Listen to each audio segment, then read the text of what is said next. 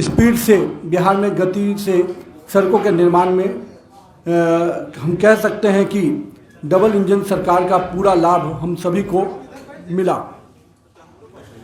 साथ ही साथ मैं इसलिए सबसे पहले एक रिपोर्ट कार्ड आप सभी के बीच में रखते हुए उसके बाद अपनी बात को हम रखेंगे। तो मैं चाहूँगा कि रिपोर्ट कार्ड के दृष्टि से पूरी पहले आपके सामने आ जाए, उसके बाद रिपोर्ट कार्ड के संदर्भ में अपनी बातों को साझा करेंगे।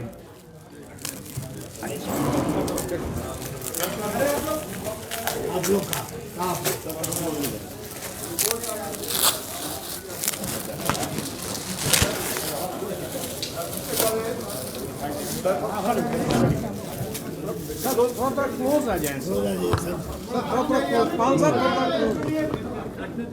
अभी रखते रहिएगा, अभी आ रहे हैं,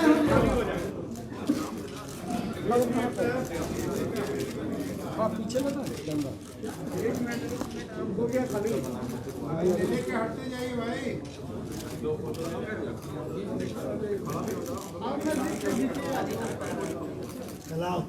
मत कर,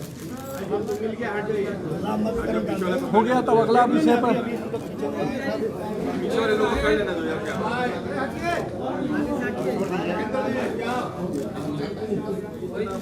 ठीक है, हो गया सर, चलिए। अच्छा पीछे देखिए संजय जी, हनुमान को पीछे दिखा दीजिए, इलेक्ट्रॉनिक पीछे ऐसे आप लोग, ठीक, चलिए धन्यवाद। अब बात को रख लेने दीजिए।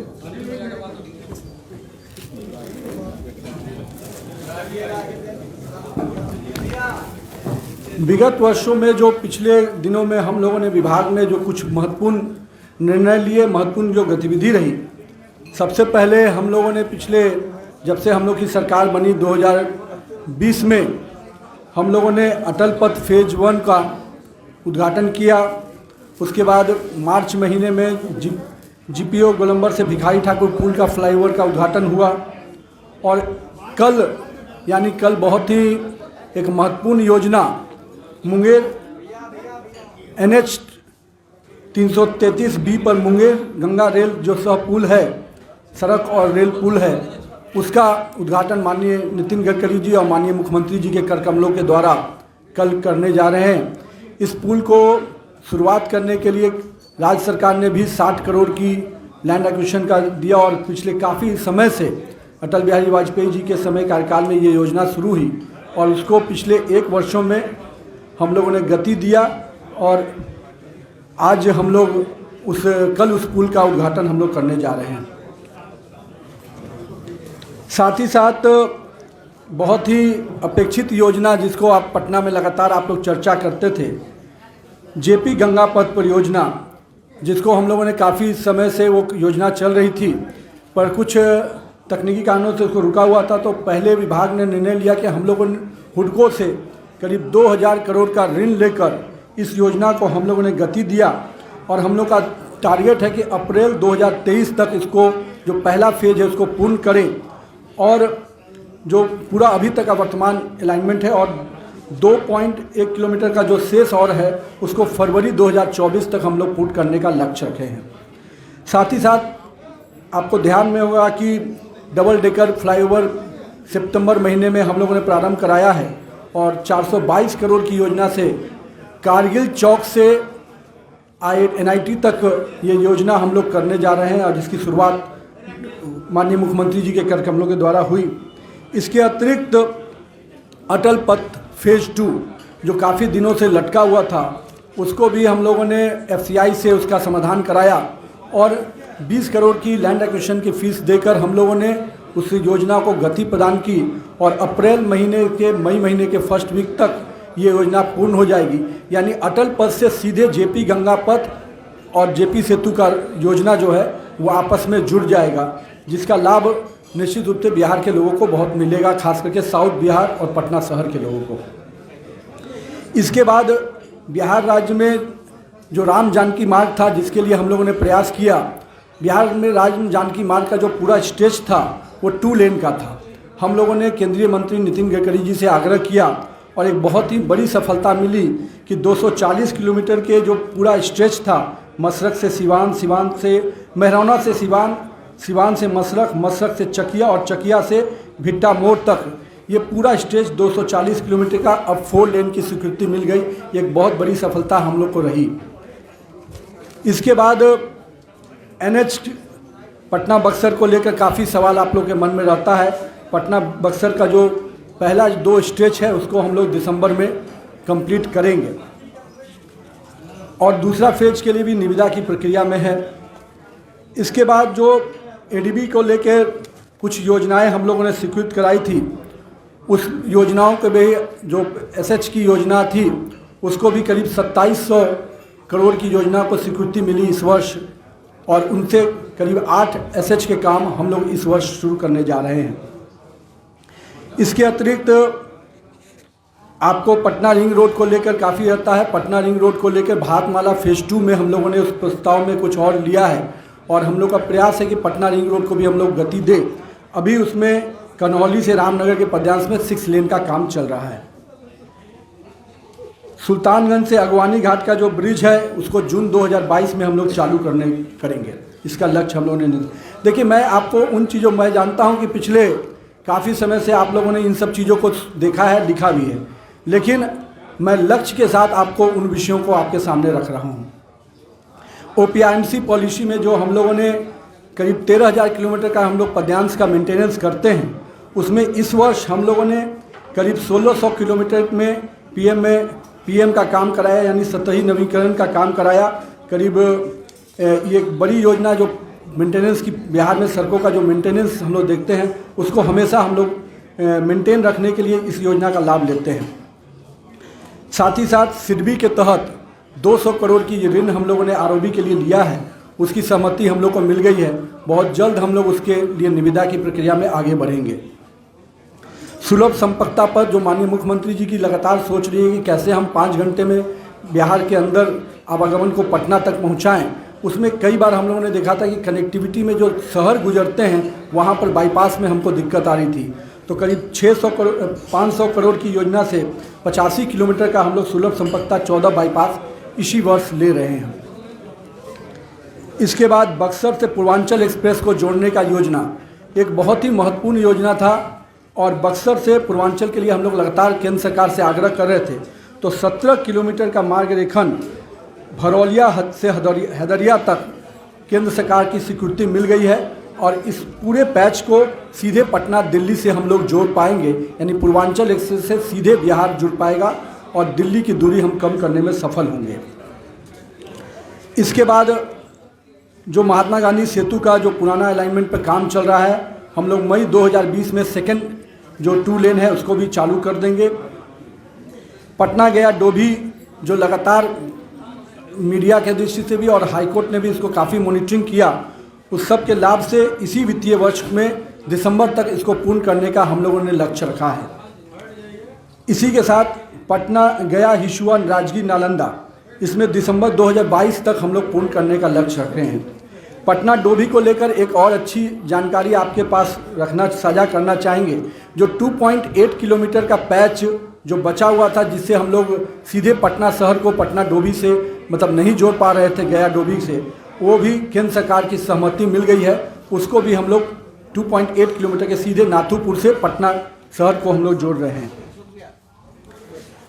कोसी नदी पे जो 4 लेन पुल का उदय किशनगंज का काम बहुत गति से चल रहा है और हम लोग प्रयास में है कि इसको ससमय समाप्त करें। एक और ब्रिज सुपौल में जो काफ़ी भेजा से सुपौल जिले का जो बकौर परसमा ब्रिज है, इसको भी हम लोग अगले वर्ष कंप्लीट करेंगे। ये 10 किलोमीटर का बड़ा ब्रिज पर काम चल रहा है।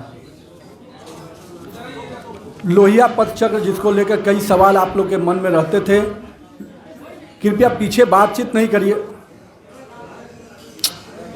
लोहिया पथ चक्र का जो पहला फेज हम लोगों ने शुरू कर दिया है, काम उसका आवागमन शुरू हो गया है और दूसरा फेज भी जो हम लोग का टारगेट है कि दिसंबर 22 तक हम लोग दूसरा फेज भी आपको जो हड़ताली मोड़ के पास का है वो भी शुरू कर लेंगे।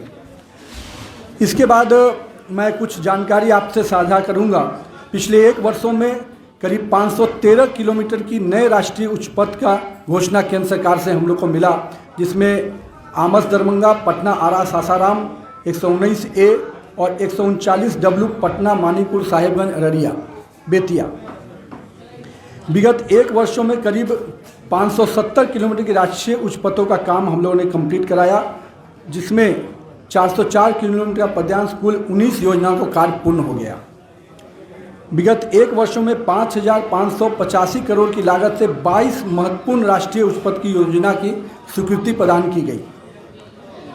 विगत 1 वर्षों में 13,037 करोड़ की कुल लागत से महत्वपूर्ण 12 राष्ट्रीय उच्च पथ की योजना का कार्य प्रारंभ किया गया और वर्तमान में 7,684 करोड़ की लागत से महत्वपूर्ण 9 राष्ट्रीय उच्च पथ की योजना की निविदा की कार्रवाई की गई है। इसी प्रकार से राज्य उच्च पथ में विगत 1 वर्षों में 130 किलोमीटर के राज्य उच्च पथ का उन्नयन किया और साथ में राज्य उच्च पथ में ही 270 किलोमीटर की मैंने जो जानकारी दी कि एडीबी से हम लोगों ने 7 राज्य उच्च पथों का उन्नयन का काम लिया है, जो इसी वर्ष निविदा हो रही है। जो विगत 1 वर्षों में जो 176 किलोमीटर की जो योजनाएं थी, जो छोटी योजनाएं थी, जो डिपार्टमेंट ने अपने तरफ से किया, उन 46 योजना का भी काम कंप्लीट हुआ है। साथ ही साथ नबार्ड से हम लोगों ने 718 करोड़ का ऋण लिया है, जिसके तहत 20 बृहद जिला पथ और करीब 18 पुल का निर्माण हम लोग इस वर्ष करने जा रहे हैं। इसी प्रकार से औरंगा, गया और बांका जिला में 11 अदद पथ पैकेज के साथ और एक पुल करीब LWE जो नक्सल प्रभावित इलाके हैं उसमें 265 करोड़ की योजना से प्रशासकीय स्वीकृति से हम लोग इस वर्ष उसकी निविदा कर रहे हैं।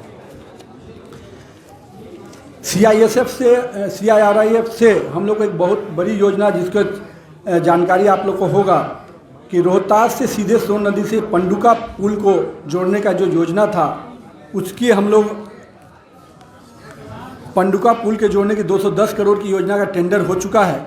बहुत जल्द इसके कार्य को हम लोग प्रारंभ करेंगे, इससे झारखंड को हम लोग सीधे जोड़ने में सफल होंगे। इसी प्रकार से करीब आरओबी को लेके जो बहुत बड़ी हम लोग की चिंता रहती है बिहार में, तो आरओबी के क्षेत्र में 1 वर्ष में हम लोगों ने 785 करोड़ की लागत से कुल 12 आरओबी के निर्माण की स्वीकृति प्रदान की है, जिसमें राज्य अंश करीब 463 करोड़ को होगा, जिसमें 6 अदद आरओबी का निर्माण कार्य प्रगति में है और 6 आरओबी का निर्माण कार्य निविदा की प्रक्रिया में है। ये पूरी हम लोगों ने जो 1 साल में कई बड़े फैसले हुए, और इसके साथ साथ आप सभी के मन में रहता है कि एक्सप्रेसवे बिहार को कब मिलेगा। देखिए, आमस दरभंगा निश्चित रूप से पहला एक्सप्रेसवे उस प्रकार का होगा, लेकिन एक और सिलीगुड़ी से जो हम लोग गोरखपुर का जो अलाइनमेंट केंद्र सरकार ने अप्रूव किया है, उसमें महत्वपूर्ण विषय है कि सबसे अधिक उसका बड़ा पैच, करीब 400 किलोमीटर का बड़ा पैच बिहार से गुजरेगा, जिसका लाभ सीधे बिहार को मिलने जा रहा है। और वो जो इलाके हैं वो पूरी तरह से बाढ़ प्रोन इलाके हैं, मतलब कह सकते हैं कि नॉर्थ बिहार के लिए एक नया लाइफलाइन होगा सिलीगुड़ी से गोरखपुर का जो अलाइनमेंट है।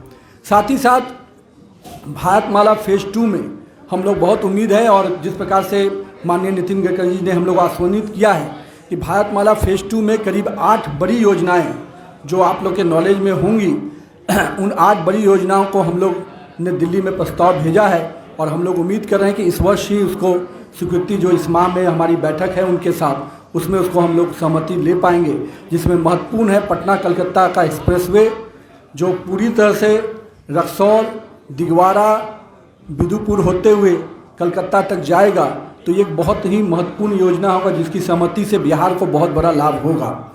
साथ ही साथ हम लोग देवघर में कांवड़िया पथ के लिए भी काम कर रहे हैं, और एक प्रस्ताव हम लोग सुल्तानगंज से देवघर का रखे हुए हैं, उस प्रस्ताव को भी भारतमाला में स्वीकृति मिलने जा रहा है। ऐसे 8 बड़े प्रस्ताव को हम लोगों ने भेजा है। और साथ ही साथ विभाग के दृष्टि से बिहार में भी हम लोगों ने ब्रिज मेंटेनेंस पॉलिसी, जिस पर काम अंतिम रूप में हम लोग दे रहे हैं, और हम लोग पूरी तरह से आश्वस्त हैं कि ब्रिज मेंटेनेंस पॉलिसी से जिस प्रकार से OPIMC ने पूरे देश में बिहार की छवि को बदला, OPIMC पॉलिसी का ये लाभ रहा कि जिसमें रोड की गुणवत्ता को हम मेंटेन रख पाए, और कहीं ना कहीं ये मैसेज बिहार में रहा कि बिहार की सड़कें केवल बन नहीं रही हैं, मेंटेन भी रही है। तो उसी प्रकार से हम लोग ब्रिज मेंटेनेंस पॉलिसी में, जहाँ बड़े पैमाने पर पिछले 2006 के बाद ब्रिजों का निर्माण हुआ, चाहे वो गंगा पर केंद्र सरकार की तरफ से आज 17 ब्रिजेज करीब नज़र आ रहे हैं। तो ऐसे बड़े पैमाने पे अन्य नदियों पे भी ब्रिज बने हैं। इसके अलावा छोटे बड़े ब्रिजेज पहले भी बने हैं। तो हम सभी का हेल्थ कार्ड के साथ ब्रिज मेंटेनेंस पॉलिसी ला रहे हैं और हम उम्मीद कर रहे हैं कि बजट के पूर्व ही हम इस ब्रिज मेंटेनेंस पॉलिसी को अप्रूव कर पाएंगे। साथ ही साथ रोड का मास्टर प्लान, क्योंकि अब तक हम जो रोड बना रहे हैं, हम लोगों ने 1 साल पहले ही 2 साल पहले ही इस एजेंसी को हायर किया था। अब रोड मास्टर प्लान के भी कार्य को अंतिम रूप दे रहे हैं। यानी आने वाले वर्षों में जो भी सरकारें रहें, जो भी लोग रहें, कम से कम एक बिहार का अपना रोड मैप हो कि इस रोड मैप से हम काम करेंगे। तो 2035 के विजन को रखकर हम लोग, माननीय प्रधानमंत्री जी ने जब सितंबर में पिछले वर्ष 2020 में अपना एक स्पीच दिया था, तो उन्होंने कहा था कि जब तक हम बिहार या किसी भी राज्य को हॉरिजॉन्टल और वर्टिकल डायरेक्शन से रोड के मूवमेंट को नहीं देखेंगे, तब तक हम उस कल्पना को साकार नहीं कर पाएंगे। और उसी आधार को हम लोगों ने सोचकर 2035 का रोड मास्टर प्लान बना रहे हैं। बहुत जल्द वो रोड मास्टर प्लान भी आपके सामने हम लेकर आएंगे, ताकि बिहार में भविष्य में किस प्रकार से काम करना है, हॉरिजॉन्टल एंड वर्टिकल डायरेक्शन में पूरे बिहार को क्रॉस इंटरसेक्शन कैसे बनाना है, जो सपना विभाग का है कि हम उस सोच के साथ कैसे काम करें कि हर गांव से 40 किलोमीटर की दूरी पर कोई ना कोई 4 लेन गुजरे। वो लाइन सोचकर हम उस मास्टर प्लान को डिजाइन कर रहे हैं और हमको लगता है कि भविष्य में आपको वो चीज़ें जब आपके सामने आएंगी तो आप ज़रूर उसको आश्वन्वित होंगे बिहार के रोड को लेकर। साथ ही साथ एक बड़ी विषय जो हम लोग के ध्यान में रहता है, मॉनिटरिंग का। मैंने लगातार इस चीज़ को ध्यान रखा है। जहां केंद्र सरकार ने बड़े पैमाने पे बिहार में रोड के नेटवर्क बढ़ाए और राज्य ने भी अपने सड़कों का नेटवर्क बढ़ाया। आज प्रधानमंत्री पैकेज का जो 54,000 करोड़ था, उसके अतिरिक्त करीब 1,20,000 करोड़ की योजनाओं का काम चल रहा है। और उन योजनाओं में लैंड एक्विजिशन निश्चित रूप से चुनौती है, लेकिन जिस प्रकार से विभाग ने लगातार मॉनिटरिंग किया है और हम आश्वस्त हैं कि योजनाएं तो ज़रूर आएंगी और लैंड एक्विजिशन का एक पूरा हम लोगों ने मॉडल तय किया है कि कितने टाइम में 3A हो, कितने टाइम में 3D हो, कितने टाइम में 3G हो। इसको पूरी तरह से टाइम बाउंड बांधने के लिए हम लोग लगे हैं और हम उम्मीद करते हैं कि आने वाले समय में उस पीरियोडिक चीज़ों से हम लैंड एक्विजिशन को और स्मूथ कर पाएंगे। तो ये सारे विषय थे और मैं विशेष करके आज इस प्रेस वार्ता में माननीय प्रधानमंत्री जी का भी आभार व्यक्त करूंगा, जिनके माध्यम से बिहार को गति शक्ति के माध्यम से बहुत सारी योजनाओं को, जो इंटीग्रेटेड डेवलपमेंट है, गति शक्ति में आप जो योजना देखेंगे, जो बात उसमें हर चीज़ों का प्रोविज़न होगा, बिजली के तार से लेके उसके टोटल इंटीग्रेटेड सिस्टम, और वो सारी चीज़ों को गति शक्ति में डाला गया है। तो गति शक्ति योजना का भी लाभ बिहार को भारतमाला फेज़ 2 की जो योजनाएं हैं उसमें मिलने जा रही हैं। तो निश्चित रूप से हम लोग आश्वन्वित हैं और माननीय मुख्यमंत्री जी का लगातार मार्गदर्शन और मॉनिटरिंग जो विभाग को मिलता रहा है, हम लोग उस मॉनिटरिंग में, और नितिन गडकरी जी ने जो सहयोग लगातार बिहार को दिया है, हम पूरे विभाग की तरफ से आज अपने 1 वर्ष के इस कार्यकाल के पूरा होने पर आभार व्यक्त करेंगे। साथ ही साथ जहां रोजगार की बात लगातार आती है, तो मैं रोजगार के दृष्टि से ये कह सकता हूं कि जहां इंफ्रास्ट्रक्चर के काम बढ़ेंगे तो निश्चित रूप से रोजगार के कई अवसर उत्पन्न हो रहे हैं। जब बिहार का बजट 3,000 और 4,000 करोड़ होता था, आज बिहार में लाखों करोड़ की योजनाएं चल रही हैं। तो निश्चित रूप से काम करने वाला लड़का बिहार का ही होगा। उसी क्रम में अभी करीब 248 सहायक अभियंताओं की नियुक्ति हम लोगों ने की है और कल 12 तारीख से उसके पूरे 3 दिन का ट्रेनिंग प्रोग्राम हम लोग करा रहे हैं, ताकि इस ट्रेनिंग के माध्यम से हमारे जो नए इंजीनियर्स आए उनको पूरी तरह से हर पथ निर्माण के विभाग में काम करने की शैली से लेकर नए तकनीक की पूरी जानकारी रहे। और बहुत जल्द माननीय प्रधानमंत्री जी की जो सोच रही है कि तकनीक को और बेहतर बनाया जाए, तो एक ड्रोन पॉलिसी जिसकी चर्चा माननीय प्रधानमंत्री जी लगातार करते रहे हैं, तो बिहार भी ड्रोन पॉलिसी को लेकर आश्वस्त है कि हमारा मॉनिटरिंग जो है इतना मजबूत हो कि हम ऑन टाइम रिपोर्ट किसी भी जगह का ले पाएँ। इसको लेकर हम लोग ड्रोन पॉलिसी और अपना बाकी चीज़ों को कम मजबूत कर रहे हैं। उम्मीद करते हैं कि विभाग अपने अगले 1 साल के कार्यकाल में और बेहतर परिणाम देने के लिए काम कर पाएगा। बहुत बहुत धन्यवाद। मेरे तरफ से अब आप एक एक करके सवाल ले सकते हैं।